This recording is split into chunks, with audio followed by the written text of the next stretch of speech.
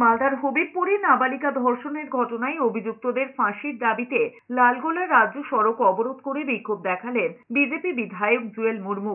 অভিযোগ, ওই নাবালিকাকে বাড়িতে ডেকে ধর্ষণের অভিযোগ ওঠে হাতুড়ে ডাক্তারের বিরুদ্ধে। এরপরেই অভিযুক্তকে গ্রেপ্তার করে পুলিশ। জুয়েল মুর্মু বলেছেন, রাজ্যের বিভিন্ন জায়গায় একের পর এক ধর্ষণ করে খুনের ঘটনা ঘটছে, তারপরেও অপরাধীরা ছাড় পেয়ে যাচ্ছেন। তিনি চান এমন নৃশংস ঘটনায় দোষীদের ফাঁসি দেওয়া না হলে এমন ঘটনা বন্ধ হবে না। এটা সাধারণ মানুষের দাবি।